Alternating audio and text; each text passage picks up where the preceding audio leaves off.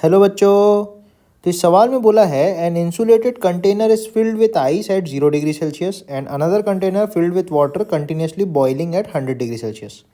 In a series of experiments, the container connected by various thick metal rod that passes through the walls of the container as shown. ठीक है, अलग अलग experiments कर रहे हैं और हर एक में अपन देख रहे हैं क्या क्या होता है. पहले एक्सपेरिमेंट बोलता है copper rod is used and all ice melts in 20 minutes. Second में स्टील रॉड यूज़ की गई है आइडेंटिकल डायमेंशन की and ice melts in 80 minutes. Third case में बोला है both rods are used in series, all ice melt in T10 minutes. और fourth experiment में बोला है both rod are used in parallel and all ice melts in T20 minutes. Right. तो सबसे पहले एक एक करके केस बनाते हैं. एक्सपेरिमेंट 1 में आप सीख सकते हो कि जो कॉपर है उसने जितना भी हीट पास ऑन किया 20 मिनट्स में उसी से आइस मेल्ट हुई.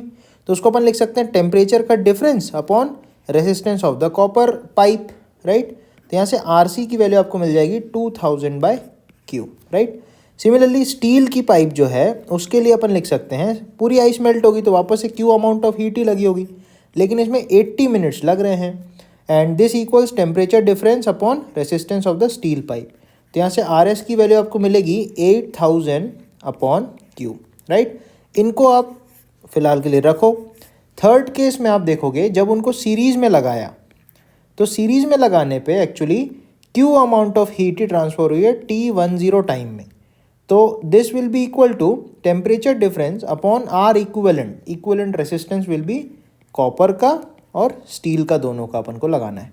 तो यहाँ पे जब आप वैल्यूज पुट करोगे T10 बराबर 100 अपॉन ये दोनों अगर सिंपली आप ऐड कर दो दोनों रेसिस्टेंस को, इसको और इसको, तो आपको मिलेगा 8000, 2000 बन जाएगा 10,000 होल अपॉन Q. तो ये Q कूद के ऊपर चले जाएगा और इससे कैंसिल आउट हो जाएगा और इसके 20 इसके 20 कैंसिल, तो T10 की वैल्यू मिल जाएगी 100 मिनट्स. राइट.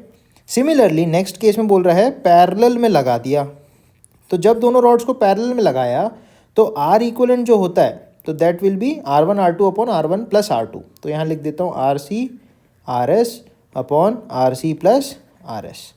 तो इसकी जब आप वैल्यू निकालोगे तो ये आएगा 2000 into 8000 upon Q whole upon 2 + 8 करोगे तो 10,000 अपॉन Q. ऐसा कुछ कैंसिल वैंसिल होगा.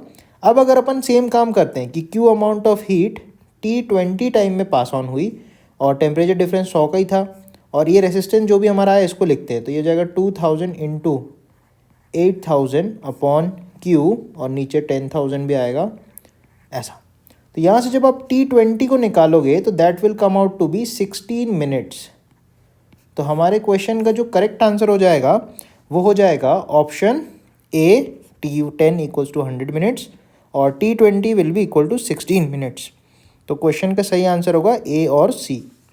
थैंक यू बच्चों.